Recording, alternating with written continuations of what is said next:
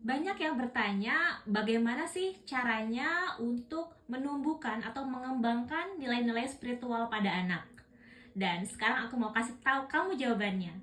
Jawabannya adalah jangan lupa untuk membaca bukunya dari Peggy Jo Jenkins PhD. Karena di dalam bukunya ini tentang memupuk dan mengembangkan nilai-nilai spiritual pada anak. Hai Moms, kembali lagi dalam Diary Ibu. Di channel ini aku membahas mengenai Diary Ibu, keseharian menjadi ibu. Dan teman-teman jangan lupa untuk subscribe channel Diary Ibu karena selalu ada hal-hal yang menarik, hal-hal yang positif yang aku bisa sharing setiap hari kepada kalian semuanya. Langsung aja, gak usah berlama-lama, kita akan mulai dari buku ini. Dan aku hari ini mau mereview tentang buku ini.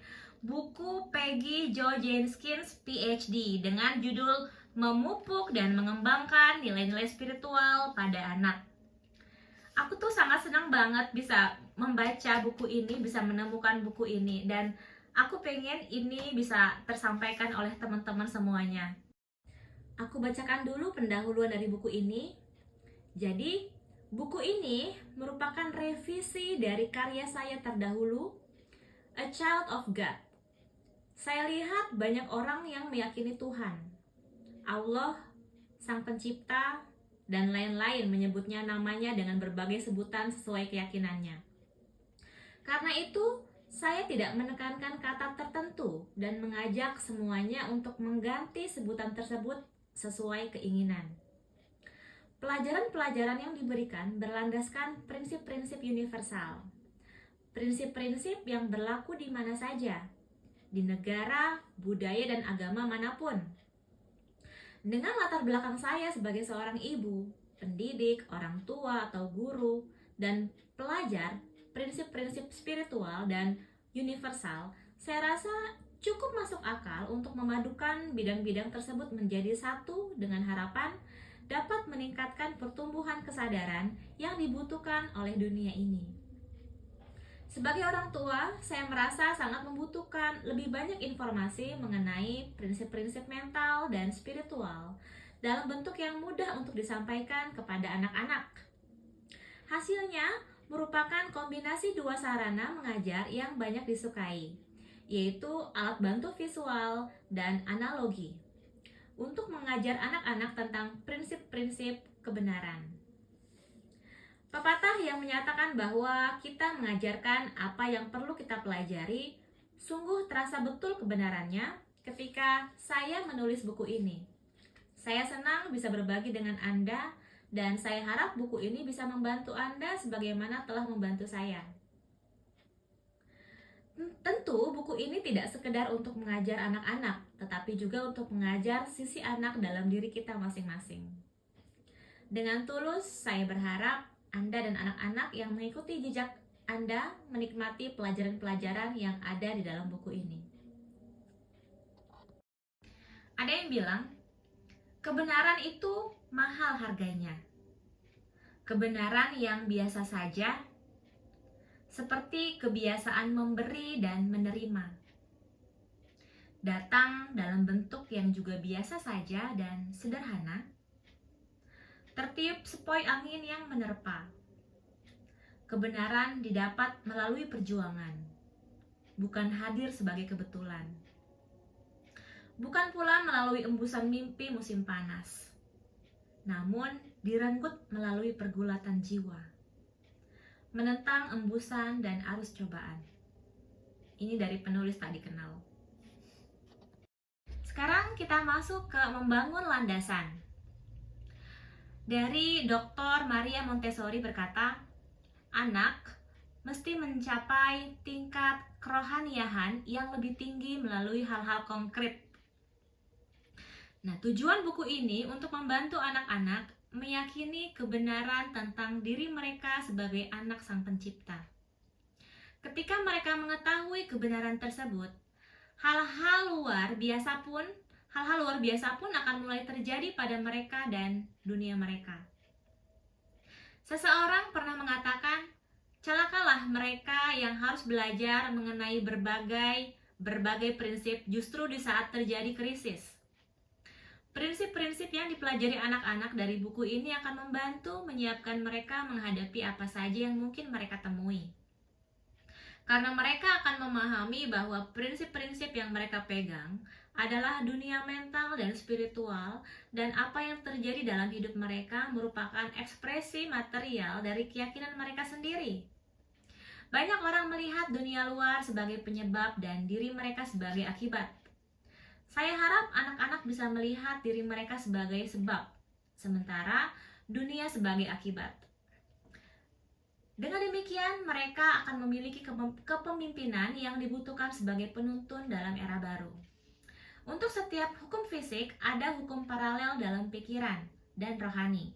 Dengan mengajarkan kepada anak-anak bukan sekedar hukum-hukum fisik, melainkan juga hukum-hukum spiritual, akan memberi mereka kedamaian, kepercayaan diri, dan kebahagiaan yang akan membekali mereka dalam menghadapi berbagai cobaan hidup. Pelajaran-pelajaran berikut ini hanyalah untuk memulai proses itu sendiri. Ini ditujukan bagi para orang tua yang terlalu sibuk tapi bersedia menyisihkan waktu 10 menit dalam sehari untuk mengajarkan prinsip-prinsip yang lebih tinggi tingkatannya kepada anak-anak mereka. Para guru, pembimbing spiritual, dan konselor juga bisa memetik manfaat. Pelajaran yang diberikan di sini memang tidak mewakili seluruh prinsip-prinsip yang perlu diajarkan, melainkan hanya prinsip-prinsip yang bisa diajarkan dalam waktu singkat dengan benda-benda yang ada di rumah dan sesuai dengan tingkat pemahaman anak-anak usia sekolah. Pembelajaran tingkat tertinggi terjadi melalui simbol, bukan melalui kata-kata, dan benda-benda yang mudah dipahami bisa menjadi simbol bagi kebenaran-kebenaran yang sulit dimengerti. Benda-benda yang ada di sekitar kita sudah sejak lama digunakan untuk memperjelas sesuatu yang tidak kita ketahui. Karena itu, pelajaran-pelajaran dalam buku ini menggunakan benda konkret untuk memahami hal-hal abstrak. Anda tidak harus tahu semua jawaban untuk dapat menggunakan pelajaran-pelajaran tersebut. Cukup siapkan segala keperluan dan gelitiki anak-anak dengan konsep-konsep itu. Dan selanjutnya, inner teacher atau guru batin akan membentuk pemahaman yang sempurna. Dalam buku ini, sebisa mungkin saya berusaha menggunakan konteks lintas kepercayaan. Meskipun saya menggunakan istilah seperti Tuhan, Roh Kudus, Yang Maha Kuasa, Sang Pencipta, dan inner teacher atau guru batin, harap dimengerti bahwa istilah tersebut hanyalah penamaan. Bahasa berusaha mendefinisikan apa yang tak terdefinisikan. Istilah-istilah tersebut berusaha menjelaskan apa yang kita masing-masing ketahui dalam hati, dalam jiwa. Biarkan istilah-istilah tersebut memiliki makna yang sejalan dengan keyakinan Anda. Anda bebas mengganti dengan istilah yang sesuai dengan keyakinan Anda. Anda tidak harus sepenuhnya sependapat dengan apa yang diungkapkan dalam buku ini. Namun, jika ide-ide di dalamnya mampu memancing Anda untuk berpikir dan memunculkan ide untuk mengajarkan kebenaran yang bermakna bagi Anda, maka tujuan buku ini akan tercapai. Cara menggunakan buku ini. Dr. Edward de Bono berkata, riset terhadap otak menunjukkan bahwa kita belajar 83% melalui apa yang dilihat dan dilakukan. Apa yang dilihat dan dilakukan. Oke, good. Rumus utama untuk menerapkan pelajaran-pelajaran berikut adalah KISS, K-I-S-S. Kerjakan itu dengan singkat dan sederhana. KISS, kerjakan itu dengan singkat dan sederhana. Singkat dan sederhana meninggalkan kesan yang lebih membekas. Pikiran anak-anak tidak membutuhkan terlalu banyak kata-kata dan penjelasan.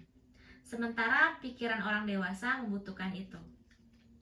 Tidak ada urutan tertentu bagi pelajaran yang diberikan. Anggap saja buku ini sebagai meja prasmanan dan pilih pelajaran sesuai dengan kebutuhan anak dan minat Anda.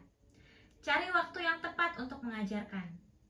Pelajaran-pelajaran tersebut bisa disesuaikan untuk kelompok usia mana saja, mulai dari taman kanak-kanak hingga SMA. Bahkan ketika anak-anak dari kelompok usia yang berbeda-beda diberikan pelajaran secara bersama-sama, mereka akan menangkap sesuai tingkat pemahaman masing-masing. Karena itu, saya tidak mencantumkan catatan atau penjelasan mengenai tingkat usia tertentu. Berikan penjelasan sesuai dengan usia anak dan tingkat pemahamannya. Karena pelajaran-pelajaran berikut berkaitan dengan tingkat kesadaran yang berbeda-beda. Tidak masalah jika ada bagian yang diubah atau dihilangkan seandainya tidak sepenuhnya sesuai dengan pandangan Anda. Akan lebih baik jika Anda mengajarkan bagian yang paling menarik bagi Anda. Antusiasme seperti itu akan menular. Anak-anak lebih banyak menangkap daripada belajar. Dialog dalam pelajaran bukan dimaksudkan untuk dibacakan secara langsung kepada anak Anda. Gunakan hal tersebut untuk memancing pemikiran Anda dan perkaya dengan contoh-contoh yang akrab dengan anak Anda. Penelitian menunjukkan bahwa anak-anak lebih bisa menyerap ketika tugas yang diberikan ketika dibiarkan tidak setuntasnya. Aku ulangi lagi. Penelitian menunjukkan bahwa anak-anak lebih bisa menyerap ketika tugas yang diberikan ketika dibiarkan tidak setuntasnya. Jadi tidak sampai selesai seperti itu. Jadi lebih baik persingkat saja pelajaran. Biarkan mereka penasaran daripada memberikan seluruhnya dan membuat mereka bosan. Buat rencana untuk sesekali mengulanginya. Umumnya, pelajaran bisa diselesaikan dalam waktu sekitar 5 menit. Saya sarankan masukkan pelajaran ke dalam jadwal pagi hari Anda karena pikiran maupun badan perlu dipupuk. Atau gunakan pelajaran sebagai camilan sepulang sekolah ketika makan malam atau menjelang tidur. Usahakan supaya ada jadwal tetap atau konsisten. Baca masing-masing pelajaran setidaknya 3 hari sebelum Anda sampaikan. Ada 2 alasan dibalik itu. Pertama, dengan membaca sebelumnya, Anda bisa memastikan ketersediaan benda yang diperlukan. Biasanya digunakan benda-benda yang umumnya ada di dalam rumah, namun ada juga beberapa kekecualian. Kedua, dengan membaca pelajaran sebelum diberikan akan memberi waktu bagi alam bawah sadar Anda yang kreatif untuk mengenali prinsip-prinsip di balik pelajaran, sehingga Anda bisa memberikan contoh-contoh yang bisa dipahami anak. Pemahaman Anda terhadap prinsip-prinsip yang akan diajarkan juga akan lebih mendalam dan barangkali cara menyampaikannya pun akan lebih baik.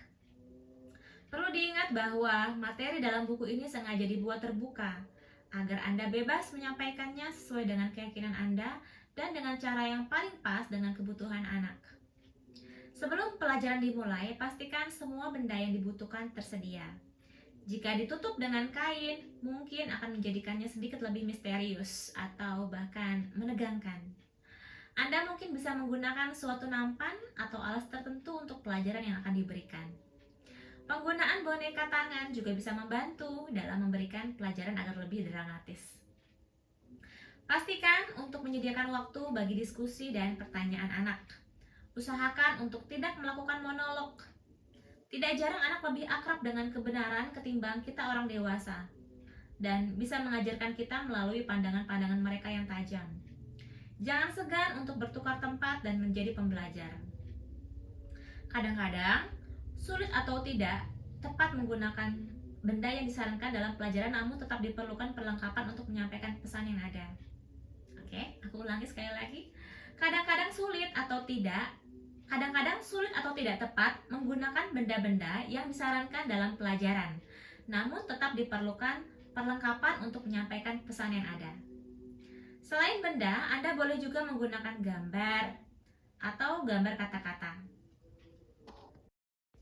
Ketika anak menggunakan imajinasi, mereka bisa menciptakan kesan yang lebih membekas dibandingkan jika mereka menggunakan kata-kata tanpa gambar visual. Pengalaman langsung dengan benda-benda akan selalu meninggalkan kesan yang lebih kuat. Jadi, jika memungkinkan, gunakanlah alat bantu. Konon, kita bisa mengingat 10% dari yang kita dengar, 25% dari yang kita lihat, dan 90% dari yang kita lakukan. Cara lain untuk menyimpan informasi adalah melalui pengulangan. Suatu prinsip mungkin perlu diulang beberapa kali sebelum bisa diserap. Jadi, sering-seringlah mengulang beberapa pelajaran.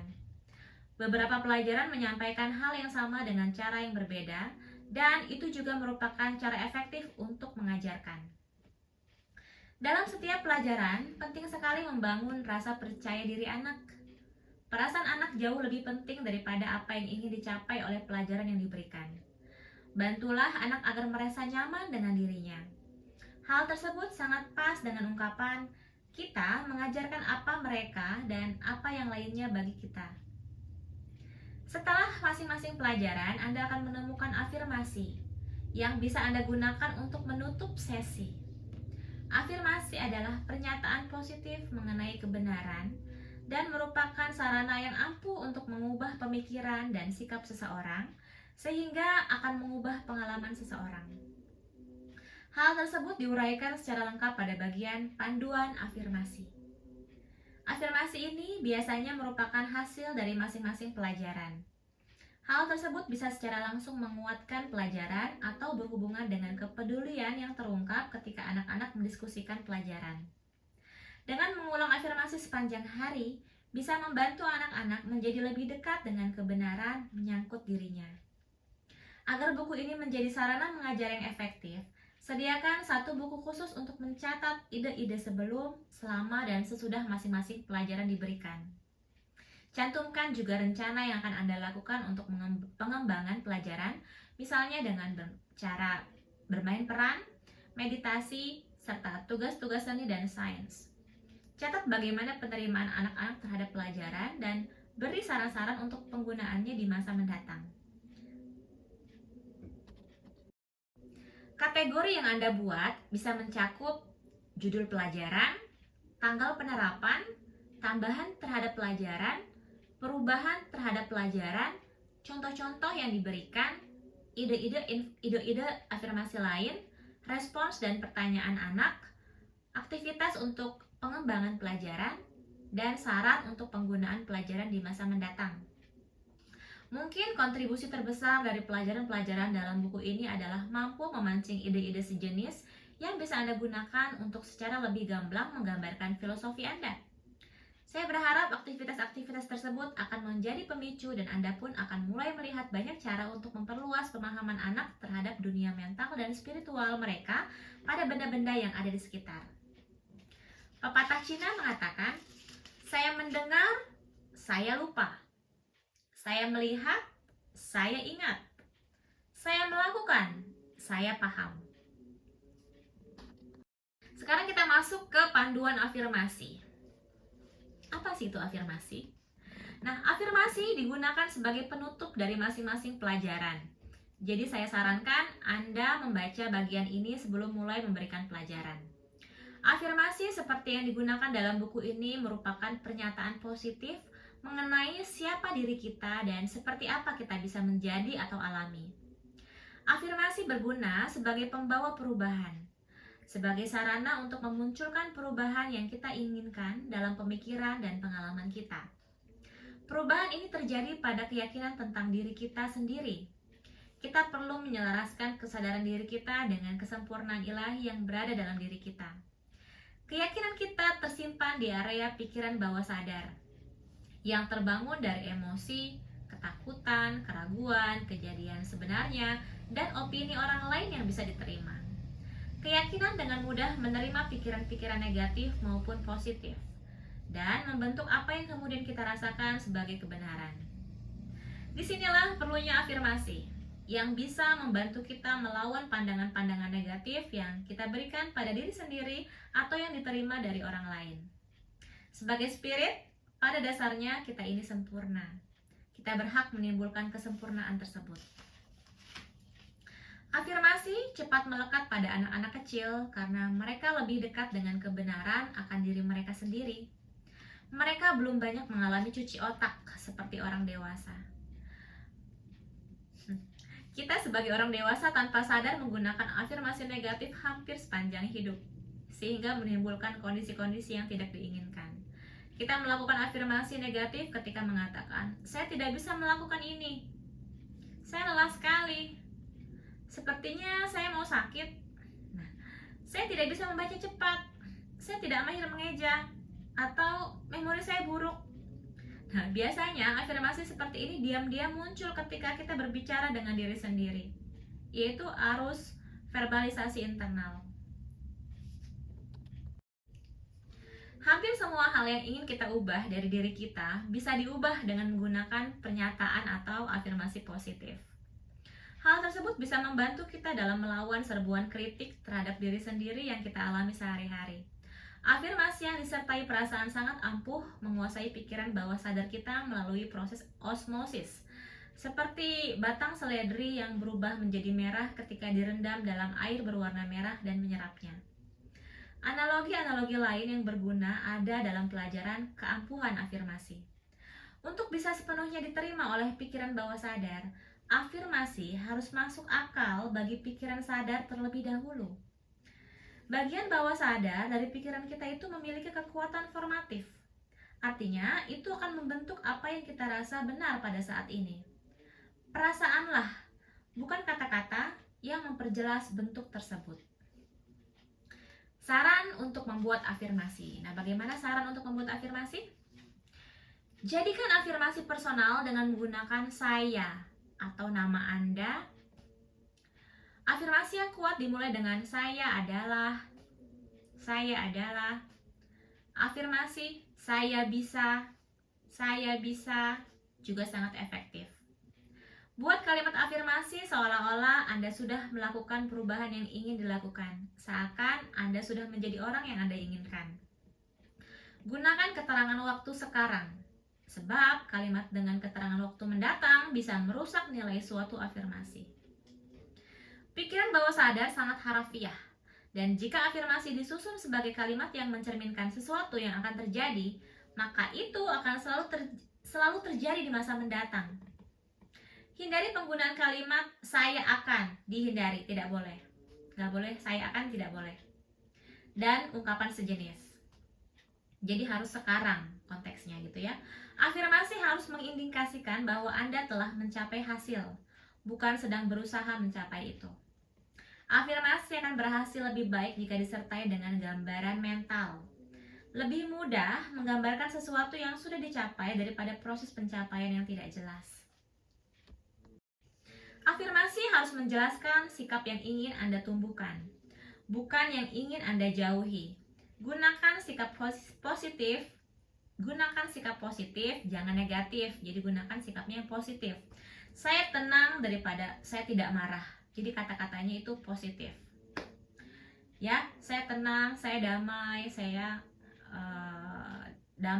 berlimpah dan sebagainya. Tapi hindari kata yang negatif seperti misalnya saya tidak marah, gitu ya. Saya tidak pintar misalnya. Hindari kata yang negatif. Jangan membandingkan diri Anda dengan orang lain dalam afirmasi. Seperti saya bisa menulis sebaik Susan. Pusatkan pada diri sendiri. Saya bisa mengekspresikan diri dengan jelas, misalnya seperti itu.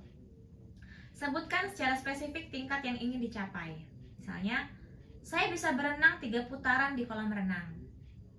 Saya bisa berenang 3 putaran di kolam renang, seperti itu. Atau saya bisa memainkan pelajaran piano minggu ini dengan sempurna. Jadi dengan lengkap, dengan jelas ya, spesifik tingkat yang ingin dicapainya. Masukkan kata-kata yang bermuatan perasaan ke dalam afirmasi Anda untuk memberi emosi di dalamnya.